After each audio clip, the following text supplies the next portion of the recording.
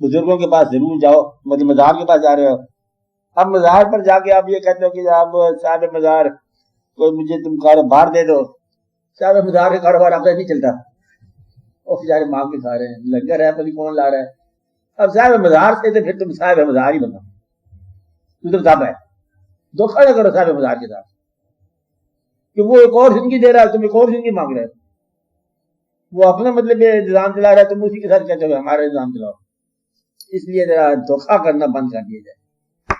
صاحب مزار سے صاحب مزار، کیا دادا صاحب چاہتے ہو مثلاً اسی دادا صاحب کو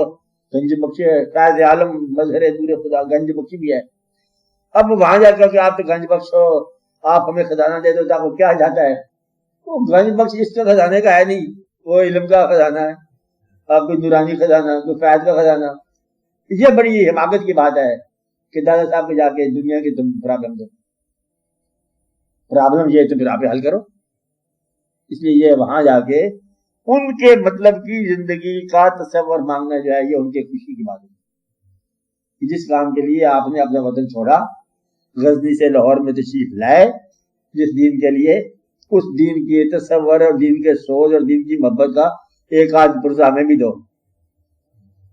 اور پھر تو یہ بات، ورنہ یہ کہتے آپ یہی دنیا ہی مانگتے جا رہے ہو،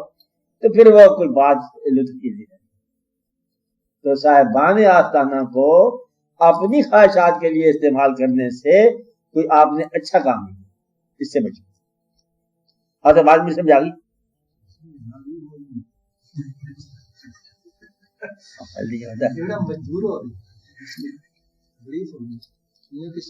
دیکھو تکلیف ہے نا، اس لیے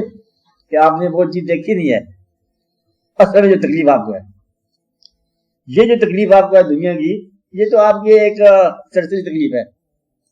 جس وقت آپ کو تکلیف آنی ہے سورج سوا نیزے پہ سر پہ ہوگا، حالات زمانہ آگے پیچھے ہوں گے، اور آپ کے میزان میں کمزوری ہوگی،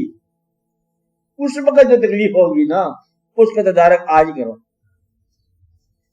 اس وقت آپ کے کمائے ہوئے پیسے جو ہے نا یہ ترازو میں نہیں آئیں گے، اور وہ وقت دور بھی نہیں ہے۔ اگر یہ کہا جائے کہ ہمیں مجبور سے، کیا کریں مجبور تھے تو تم مجبور چلو ادھر، اس وقت مطلب یہ کوئی واقعہ نہیں ہوگا۔ پھر اللہ نے فرمایا کہ جاؤ کسی انسان سے بھی نیکی مانگ لو، وہ کمی بیشی آئے تو پھر آپ جاؤ گے بیٹے کے پاس، بیٹا تیری وجہ سے میں نے نیکی چھوڑی، آج تیرے پاس کوئی ایک آدھ نیکی ہے، آدھا ایک بڑے دو حصہ دے دو، کہتا بازو تم نے اپنا کام کیا، ہم نے اپنا کام کیا، یہاں کوئی کسی کا بوجھ اٹھانے والا نہیں ہے، اپنا بوجھ آپ ہی اٹھاؤ، وہ بھائی کے پاس جائے گا، دوستوں کے پاس جائے گا، جن کے لیے مزاروں پر ایسے گنڈا پھٹکایا اور اپنی آفت نہ مانگی، اپنی اولاد کے لیے حالات بہتر مانگے، واپس منہ لٹکایا وہ اللہ کے پاس آئے گا، پھر اللہ یہ کہے گا تم نے ان لوگوں کے لیے مجھے چھوڑا، یہ تمہاری مجبوریاں تھی بے وقوف انسان، اگر یہ مجبوریاں تھی تو یہاں سے کچھ نہیں ملا، اب البتہ نیکی کمی بیشی ہے، چلو پھر ہم رحم والے ہیں، چلو ہم آپ بھی معاف کر دیتے ہیں، یہ اس کی مہربانی ہے، تم نے تو کوئی نہ کیا آپ نے لکھا، ان لوگوں کے لیے تم اس کو چھوڑ رہے ہو، کافی ہے ایک وقت، اب آپ نے آپ کو بھی چھوڑ دو، تھوڑی سی عمر آدھی سے زیادہ ہو گئی ہے، اب آپ اس سفر کی بات کرو، ٹھہرنے کا مقام نہیں ہے، نکلنے کی آسانی سوچو، پھر میرا ارادہ ہے میں کیا کروں، مجبور انسان ہوں، میں نے مکان بنانا ہے، میں کیا کروں، میرے بیٹے کی شادی ہونی ہے، بیٹوں کی شادی ہونی ہے، میرے بعد کیا ہوگا، میرے بغیر چل نہیں سکتی اولاد، ابھی آپ مر جاؤ گے تو ایسی چلے گی اولاد کی آپ کو یاد نہیں کرے گی، وہی جو آپ سمجھتے آپ کے بغیر نہیں چل سکتی،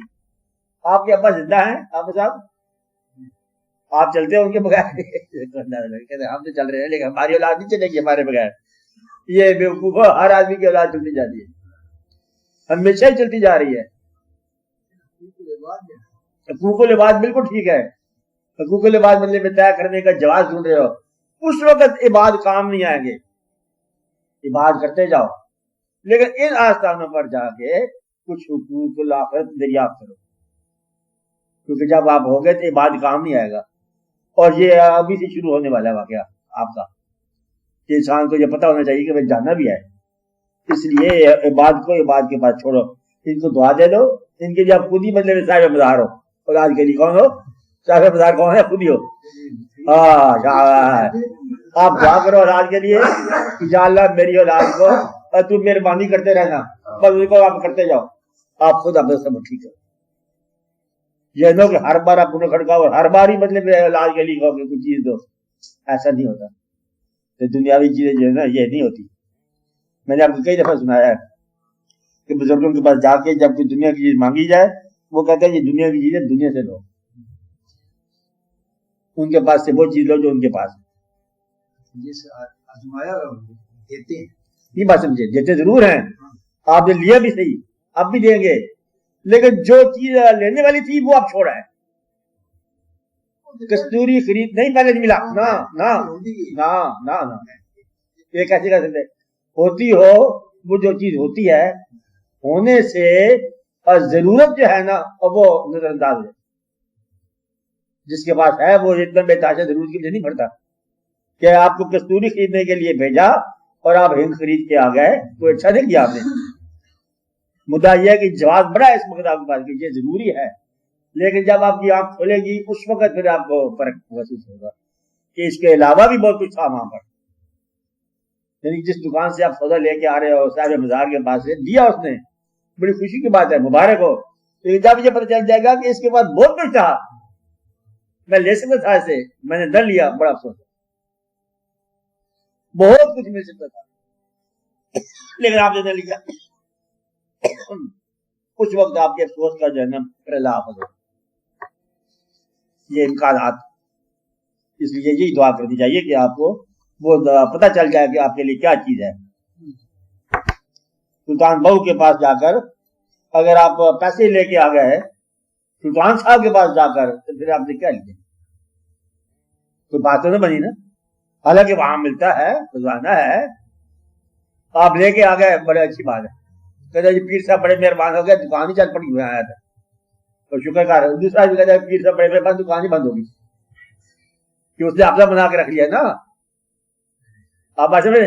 اس لیے کون سی چیز اچھی ہوئی؟ دکان بند ہونے سے اچھی بات ہے. آپ یہ سمجھے نا, تو یہ اپنی بند کر رہے ہیں,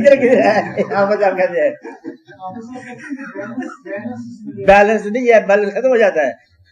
بیلنس پورے ٹوٹ جاتے ہیں. آپ لکھنے لگائیں گے جب بیلنس کی بات آئے گی, اس وقت یہ کہا جائے گا کہ بیلنس ہی بیلنس ہے نا. آپ صاحب کو چاہیے کہ بیلنس کو اب توڑے, کافی ہو گیا, آپ سیدھا پھر روح اللہ اس طرف نکل جاؤ. ورنہ قبر کے اندر بھی یہ اثر ہے کہ میرا خیال ہے چولہا بند کیا کہ نہیں چل رہا ہوگا, ادھر کھانا کیا پکا ہوگا نا, کھانے چھانے ختم ہو گئے. اب آپ اس کی طرف رجوع کر جاؤ. خوراک اور ہوتی, مضمون اور ہوتی. درویشوں کے پاس جا کر ہر بار, کچھ لوگ ہوتے ہر بار جا کے درویشوں کو دنیا ہی مانگا, تو یہ اپنی درویشی کی بھی ہے توہین ہے کہ مانگنے کے بھی عذاب ہوتے. تو 40 سال عبادت کی, اب 20 سال ہمارے ساتھ سفر کیا, مانگا تو نہیں, کہا مانگا پھر مجھے وہی مٹی کی مٹی مانگی. اس لیے یہ مانگنے کا شعور اور سلیقہ ہونا چاہیے. وہ پتہ کیا ہے, جس سے مانگ رہے ہو پہلے یہ دیکھو کہ وہ شعبہ کیا ہے. جو عطر فروش ہے اس سے پھر عطر ہی لینا چاہیے. آپ بات سمجھ رہے ہیں,